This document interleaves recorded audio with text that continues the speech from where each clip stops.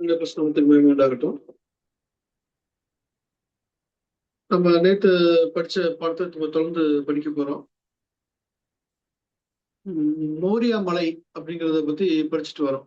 மோரியா மலை அது எங்க இருந்துச்சு, எப்படி நேத்து தேவனுடைய ஆலயம்னா என்ன, அது எப்படி இருக்கும் அப்படின்னு சொல்லி, எப்படி இருக்கணும் அப்படின்னு சொல்லி படிச்சோம். இன்னைக்கு இந்த மோரியா மலையுடைய இடத்தை பத்தி படிக்க போறோம். அது எங்க இருந்துச்சு, என்ன பண்ண போச்சு, எப்படி என்ன பேர்லாம் இருந்தது அப்படிங்கிறதுக்காக படிக்க போறோம். இந்த மோரியா மலைக்கு நிறைய பேர் வச்சு விதத்துல கொடுத்துருக்காங்க. நிறைய பேர். என்னென்ன பேர்கள் அப்படின்னு சொல்லி பாத்தீங்கன்னா, ஏசாயா 2:2 பாருங்களேன். ஏசாயா 2:2.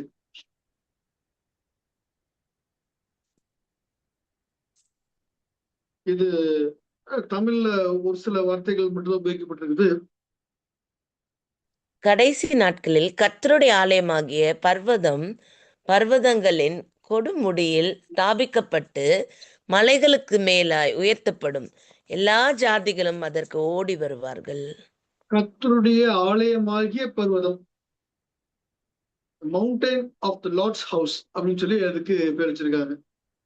ஒரு மோரியா மலைக்கு இப்படி எல்லாம் பேர் இருப்பாங்களா? இன்னும் நிறைய பேர்கள் இருக்குது சொல்றேன். Mountain of the Lord's house, கர்த்தருடைய ஆலயமாகிய பர்வதம்.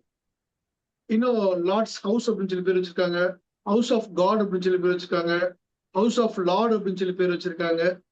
எங்க பார்க்கலாம்னா 2 நாளாமும் 3:1 பாருங்க.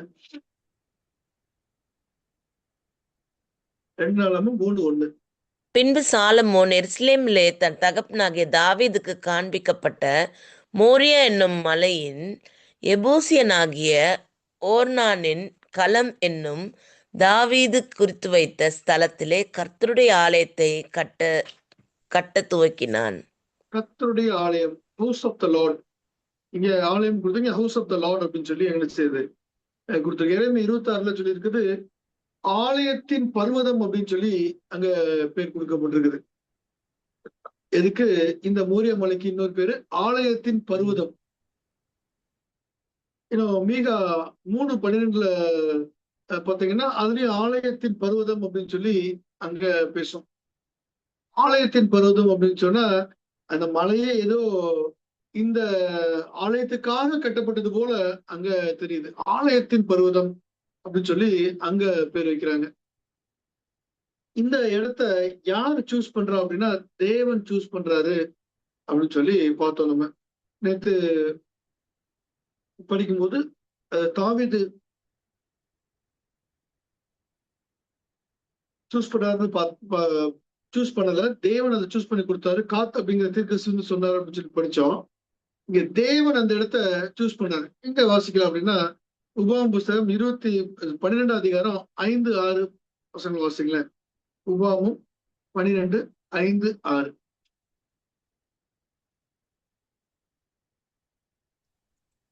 உங்கள் தேவனாகிய கர்த்தர் தம்முடைய நாமம் விளங்கும்படி உங்கள் சகல கோத்திரங்களிலும் தெரிந்து கொள்ளும் ஸ்தானமாகிய அவருடைய ஸ்தலத்தையே நாடி அங்கே போய் அங்கே உங்கள் சர்வாங்க தகனங்களையும் உங்கள் பலிகளையும் தஸ்ம பாகங்களையும் உங்கள் கை ஏறெடுத்து படைக்கும் படைப்புகளையும் உங்கள் உற்சாக பலிகளையும் உங்கள் ஆடு மாடுகளின் தலையீற்றுகளையும் கொண்டு வந்து.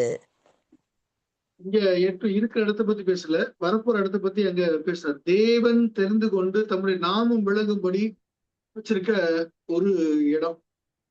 இந்த இடத்துக்கு தேவன் முடிவு பண்ற இந்த இடத்துலதான் ஆலயம் இருக்கணும் அப்படின்னு சொல்லி தேவன் நினைக்கிறாரு. அதைத்தான் தாவீதுட்ட சொல்றாரு. தாவீதும் அதைத்தான் செய்யறாரு. தாவீது தன்னுடைய மகன்கிட்ட சாலமோன்ட்ட சொல்றாரு, இந்த இடத்துல இந்த ஆலயம் இருக்கணும் அப்படின்னு சொல்லி. தேவன் தெரிந்து கொண்ட ஸ்தலத்துல இந்த ஆலயம் இருக்குது. இந்த பின்னாடி பேக்ரவுண்ட்ல இருக்கக்கூடிய பிக்சரை பாத்தீங்கன்னு சொன்னா ஏதோ சமவெளி இருந்து அப்படி மேல அப்படி மேடு போற மாதிரி தெரியுது.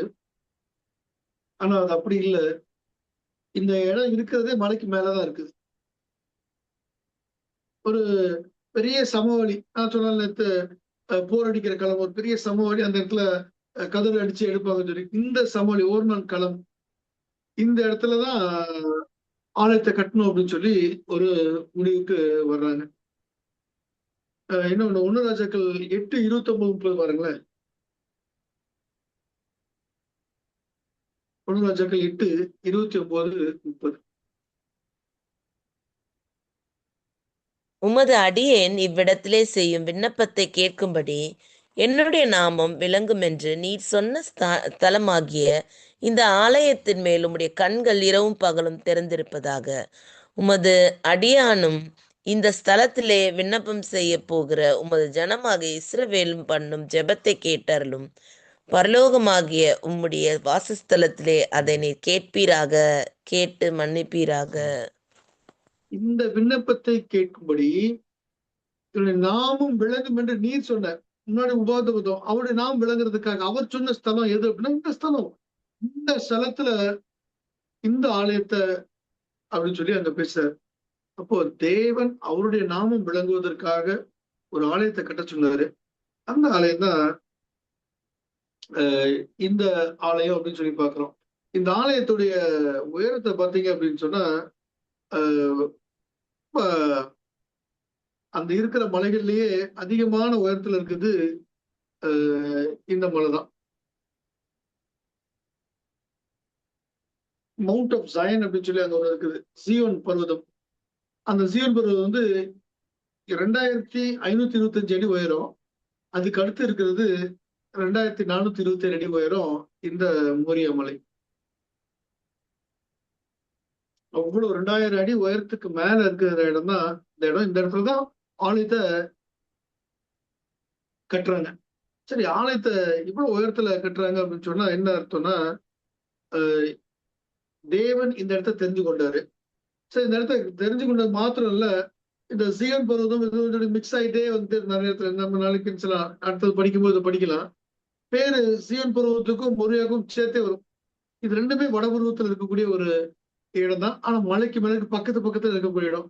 கொஞ்சம் உயரமா இருக்கிறது சியோன், கொஞ்சம் ஒரு 100 அடி குறையா இருக்கிறது மோரியா மலை அப்படின்னு சொல்லி அங்க பாக்குறோம். இந்த தாவீது ஆட்சியை பிடிக்கிறாரு. ஆட்சியை பிடிச்சதுக்கு அப்புறம் எங்க தன்னுடைய தலைநகரத்தை வைக்கலாம்னு சொல்லி முடிவு பண்ணும்போது இந்த இடத்த சூஸ் பண்றாரு. இந்த இடத்த சூஸ் பண்ண இது இந்த இடத்துக்கு பேர் இதுக்கு முன்னாடி எப்படி இருந்துச்சுன்னா, யோசுவா காலத்துல எல்லாம் சாலேம் அப்படின்னு சொல்லி பேர் இருந்துச்சு. இதுக்கு பேர் சாலேம். இந்த சாலேம்ங்கிற இடத்துலதான் இடத்துல இருந்தா மெல்கிசேதேக் வந்தாரு அப்படின்னு சொல்லி அங்க பேர் அங்க கொடுக்கப்பட்டிருக்குது. ஆபிரகாம் இந்த இடத்துலதான் தேவனை சந்திச்சார் அப்படின்னு சொல்லியும் நம்ம பாக்குறோம். இடத்துல யார் இருந்தாங்க அப்படின்னு சொன்னா, கானானியர்கள்ல மீதமான கானானியர்கள் இங்க இருந்து ஒரு பெரிய அரணை அங்க ஏற்படுத்தி வச்சிருந்தாங்க.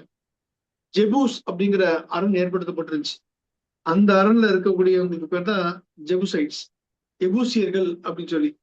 அந்த ஆர்னான்ல இருக்கக்கூடிய அந்த பேரு எபூசியன் ஆகிய அப்படின்னு சொல்லிக்குவேன். அந்த இடத்துல இருக்கக்கூடிய பேரு எபூசி. இதை யார் பிடிக்கிறா அப்படின்னு சொன்னா, யோவோ போய் அந்த இடத்த பிடிக்கிறார். அரணான இடத்த அவர் பிடிக்கிறார். பிடிச்சதுக்கு அப்புறம் அதுக்கு பேரு எருசலேம் அப்படின்னு சொல்லி பேரு. சாலேம்ல இருக்கிற அந்த இடத்த எருசலேம் அப்படின்னு சொல்லி அங்க பேர் இருக்கு. இன்னொரு காரணமும் அங்க பேர் காரணம் கொடுக்கப்படுது. இதை நல்லா கவனிச்சுக்கோங்க. இந்த இடம் பாலஸ்தீனர்கள்ட்ட இருந்துச்சு. பாலஸ்தீன் இருக்கும்போது இது பேர் ஊரு சலீம். ஊர் அப்படின்னா இடம், சலீம் அப்படின்னு சொன்னா சமாதானம். ஊர் சலீம் அப்படிங்கிற பேர்ல இந்த இடம் வழங்கப்பட்டு வந்துச்சு. இந்த இடத்துல ஆபிரகாம் போறாரு. ஆபிரகாம் போய் தன்னுடைய மகனை பலி செலுத்துறதுக்கு போறாரு. பலி செலுத்த தேவன் தடுத்து அந்த இடத்த அவர் மகனை காப்பாத்தினால அந்த இடத்துக்கு பேரு யெகோவா ஈரே அப்படின்னு சொல்லி பேர் வச்சார். கர்த்தரிடத்தில் பார்த்து கொள்ளப்படும், காட் வில் ப்ரொவைட் அப்படின்னு சொல்லி அந்த இடத்துல பேர் வைக்கிறார். வசனம் என்ன நோட் பண்ணிக்கோங்க. ஆதியாகமம் 22:14 வாசித்தரலாமே. ஆதியாகமம் 22:14.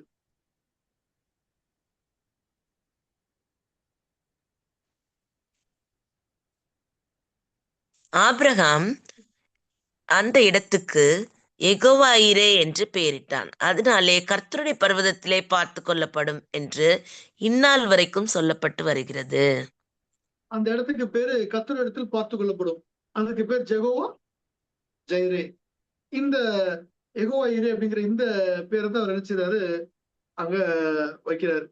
பின்னாடி தேவனிடத்தில் பார்த்து கொள்ளப்படும், தேவனிடத்தில் பார்த்து கொள்ளப்படும் சொல்ற அந்த இடத்துக்கு ஜெயரேயும் சேலத்தையும் சேர்த்து ஜெயரே சேலம் அப்படிங்கிறது தான் ஜெருசலேம் அப்படின்னு சொல்லி பேர் மாறுச்சு அப்படின்னு சொல்லி அங்க காம்பினேஷன் ஆஃப் அந்த ஜெயரேயும் சேலமும் சேர்ந்து அது ஜெருசலேம் அப்படின்னு மாறுச்சு அப்படின்னு சொல்லி சொல்றாங்க. இங்க என்ன பார்த்து கொள்றோம்னா தேவனத்துல அது பார்த்து கொள்ளப்படும் அப்படின்னு சொல்லி அங்க பேர் இருக்குது. இன்னும் இந்த பேர் எதுல எல்லாம் சேர்ந்து வந்துச்சு, அதாவது 3 பேர்கள் சேர்ந்ததுதான் இந்த மோரியா அப்படிங்கிற பேருக்கான அர்த்தம். நம்ம எருசலேம்ங்கிற பேர் பார்த்தோம். இந்த மோரியாவுக்கு வந்து 3 பேர் சேர்ந்திருக்குது. இன்னொரு யோசிக்க நம்ம ஞாபகத்துல வச்சுக்க ஒரு பெரிய விஷயம் என்னன்னா, ஆபிரகாம் அந்த இடத்துக்கு யெகோவா இரேன்னு சொல்லி பேர் வைக்கிறதுக்கு முன்னாடி அந்த இடத்துல ஒருத்தருமே அங்க இல்ல. ஆபிரகாம் தான் அந்த இடத்துக்கு பேரே வைக்கிறாரு. ஆனா அது சுத்தி இருக்க இடத்துக்கு சாலேம் அப்படிங்கிற ஒரு நாள் இதுவும் சாலேம்னு சேர்ந்து அழைக்கப்பட்டுச்சு. இப்போ அடுத்து பார்க்கலாம் 3 பேர் சேர்ந்ததுதான் அந்த மோரியா அப்படிங்கிற பேரை கொடுக்குது. ஒண்ணு யாரே அப்படிங்கிற பேரு, இன்னொன்னு மோர் அப்படிங்கிற பேரு, இது மோரே அப்படிங்கிற 3 பேரை சேர்ந்ததுதான் இந்த மோரியா அப்படிங்கிற பேரு வந்தது. இந்த 3க்கு அர்த்தம் என்ன அப்படின்னு சொன்னா, அதுக்கும் இதே அர்த்தம் டு ப்ரொவைட். யாரே அப்படின்னா ப்ரொவைட். தேவன் நம்மளுக்கு கொடுக்குறாரு அப்படிங்கிற அர்த்தத்தை, யா அப்படிங்கிறது வந்து தேவனை குறிக்கிறது. கடவுள் கொடுக்கிறார் அப்படின்னு சொல்றது. கடவுள் கொடுக்கிறார் அப்படிங்கிற பேர்ல தான் அந்த யாரே அப்படிங்கிற வார்த்தை இருக்குது. அப்போ ஆபிரகாம் தன்னுடைய மகனை பலியிடுறதுக்கு கொண்டு போய் அந்த இடத்துல ஒரு விசுவாச அறிக்கையை செய்ததுக்கு அப்புறம் தேவன் பார்த்து கொள்வார் அப்படின்னு சொல்லி இந்த ஆபிரகாம் பேர் வைக்கிறாரு. அந்த இடத்த மத்தவங்களும் எப்படிதான் பேர் வச்சிருக்காங்கன்னா யாரே அப்படிங்கிற பேரை சேர்ந்து அந்த இடத்த உபயோகிக்கிறாங்க. யாரேன்னா தேவன் பார்த்து கொள்வார் அப்படின்னு அர்த்தம். அடுத்தது மோர் அப்படிங்கிற அர்த்தக்கான அர்த்தம் MOR. மோர் அப்படிங்கிறதுக்கான அர்த்தம் என்னன்னா விஷன், ஆப்பர்ச்சுனிட்டி அப்படின்னு அர்த்தம். விஷன், தெய்வீக வழிநடத்துதல் அப்படின்னு சொல்லி அர்த்தத்தை அங்க கொடுக்குறாங்க. டிவைன் கைடன்ஸ் அப்படின்னு சொல்லி.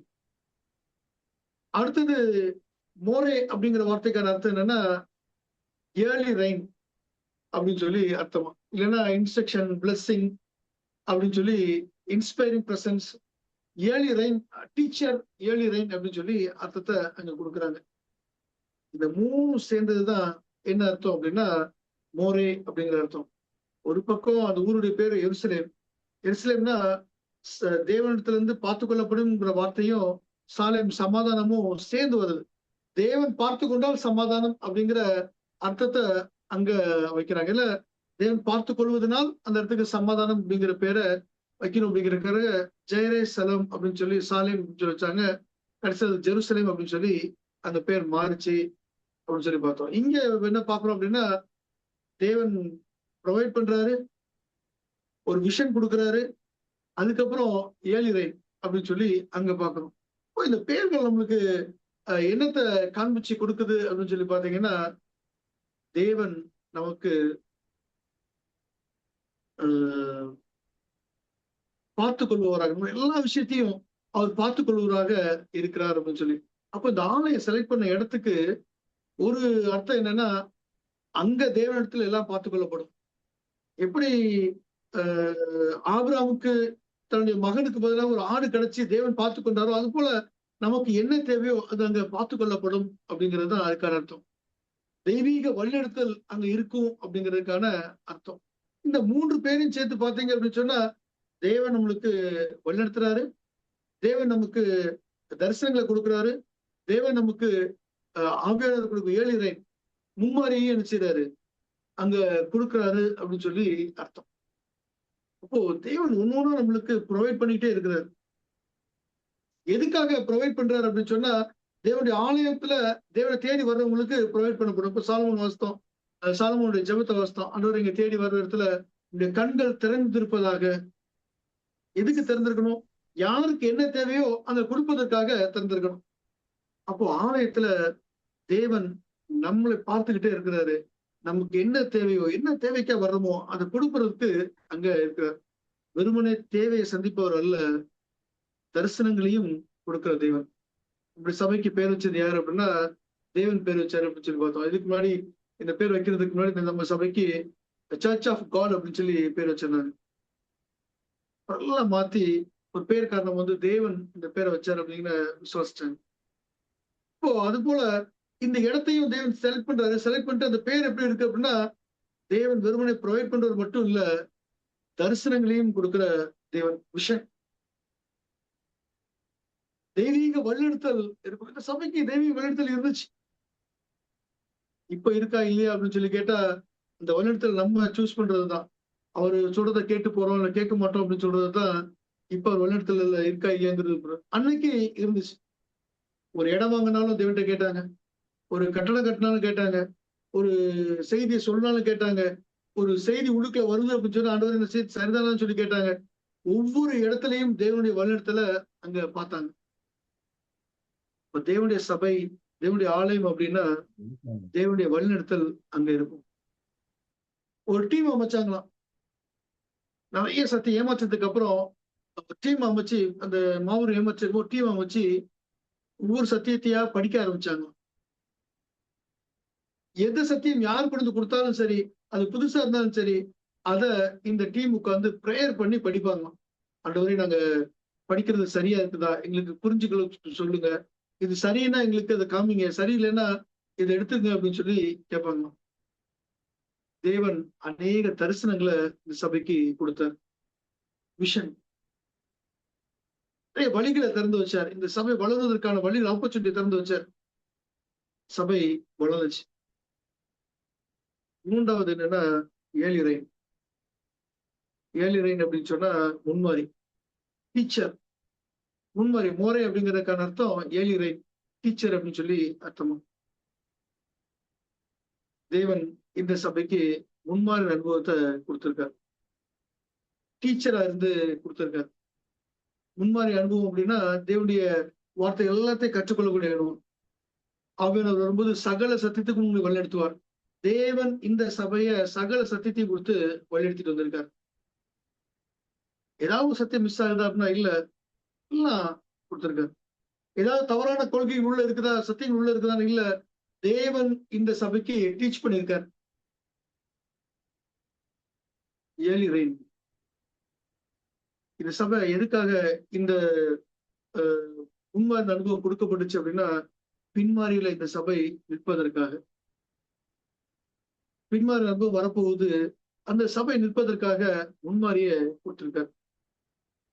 ஒரு பயிர் மேல முன்மாரி விழுந்து அந்த பயிர் வளர்ந்தா தான் பின்மாரி விழும்போது, இந்த முன்மாரி இந்த பயிர்ல விழுந்துச்சுன்னு சொல்லி சொல்ல முடியும். அது வேற எங்கேயாவது தரிசு நிலத்திலயோ இல்ல வேற ஏதாவது தேவையில்லாத நிலத்துல விழுந்துச்சு அப்படின்னு சொன்னா, அத முன்மாரின்னு சொல்ல மாட்டாங்க. வெறும் மலை. இந்த சபை மேல தேவனுடைய சத்தியம் நிறைய விழுந்திருக்கு. அப்ப ஏழிறைன் இதுதான். முன்மாரி இந்த சபைக்கு கொடுக்கப்பட்டிருக்கு. இது முன்மாரி பெற்ற சபை அப்படின்னு சொல்லி எப்ப சொல்ல முடியும் அப்படின்னா, பின்மாரி வரும்போது இந்த சபை எழுந்து பிரகாசிச்சாதான் இது முன்மாரியை பெற்ற சபை. முன்மாரியை பெறாம பின்மாரி அனுபவம் கிடைக்காது. தேவன் நம்மளுக்கு டீச் பண்ணாம அந்த சத்தியங்கள் தெரிய போறது இல்ல. ஆவியானவர் நம்மளுக்கு எல்லாத்தையும் சொல்லிக் கொடுக்காம அவனுக்கு புரிஞ்சுக்க போறது இல்ல. தேவன் இந்த சபைக்கு எல்லாத்தையும் சொல்லிக் கொடுத்திருக்காரு. இந்த முன்மாரியின் அனுபவத்தை வச்சு நம்ம கடந்து போனோம்னா பின்மாரி அனுபவத்தை நிச்சயமா பெற்றுக்கொள்ள முடியும். தேவன் அந்த பின்மாரி அனுபவத்தை ஒவ்வொருத்தருக்கும் தர்றதுக்காகத்தான் இந்த சபைக்கு முன்மாரின் அனுபவம் கொடுக்கப்பட்டுச்சு. சத்தியங்கள் சொல்லிக் கொடுக்கப்பட்டுச்சு. சத்தியங்கள் சொல்லிக் கொடுக்கப்படுறதுதான் முன்மாரியின் அனுபவம். இந்த முன்மாரின் அனுபவம் நம்ம சபைக்கு கொடுக்கப்பட்டுச்சு. மொத்தத்துல இந்த சபையுடைய பேர் எப்படின்னா, சமாதானத்தின் இடம். சத்திய நிமித்தமாகவோ அல்லது சத்தியத்தினுள்ள இருக்கக்கூடிய அந்த கோட்பாடுகள் நிமித்தமாகவோ இந்த சபையில எந்த விதமான குழப்பமும் இருக்காது. சமாதானத்தின் இடம். தேவனை சந்திச்சு போற இடம் அப்படின்னு சொல்லி இதுக்கு பேர் வச்சிருந்தாங்க. இப்போ மோரியா அப்படிங்கறதுக்கான அர்த்தம் என்னன்னா, தேவன் இந்த சபைக்கு தேவன் பாதுகாவலரா இருந்து இந்த சபைக்கு எல்லாத்தையும் கொடுத்து தரிசனங்களை கொடுத்து அவரே டீச் பண்ணி அவரே முன்வார அனுபவத்தையும் இந்த சபைக்கு கொடுத்திருக்காரு. இந்த அனுபவங்களை நீங்கள் நானும் பெற்றிருக்கோமா? தேவன் இந்த முன்வார அனுபவத்தை பெற்றுக் கொள்வதற்காகத்தான் இந்த சபையில வச்சிருக்காரு. அந்த மோரியா மலையோ அந்த எருசலேமோ அந்த ஜனங்களோ முன்வாரத்தை பெற்றுக்கொண்டாங்கன்னா இல்ல. அதுக்கப்புறம் அந்த அப்போஸ்தலர்களும் அந்த வேலை செய்யற தேவனுடைய சீஷர்களும் பெற்றுக்கொண்டாங்க. இன்னைக்கு அந்த இடத்துல பெற்றுக்கொள்ள முடியுமா அப்படின்னு சொன்னா தெரியாது. இந்த சபையில நீங்கள் நான் இருக்கக்கூடிய சபையில அதை பெற்றுக்கொள்ள முடியும். தேவன் நம்மளை வழிநடத்தும் போது, தேவனுடைய தரிசனங்களை நம்ம படிக்கும் போது, தேவன் நம்மளுக்கு சொல்லிக் கொடுக்கும் போது, அந்த முன்மாதிரி அனுபவத்தை பெற்றுக்கொள்ளும் போது இந்த சபை பின்மாறி அனுபவத்தை பெற்றுக்கொள்ளும். அப்படி பின்மாறி அனுபவத்தை பெற்றுக்கொள்வதற்கு நம்ம தயாரா இருப்போம். அப்படி தயாரா இருந்தோம்னா இந்த சபை எங்க போனா புதிய எருசலேமுக்கு போகும். அது புதிய சமாதானத்தின் ஒரு வீடு. அந்த இடத்துக்கு போறதுக்கு தேவன் நம்ம ஒரே வழி நடத்துவாராக. ஆமென். நல்ல ஒரு செய்தி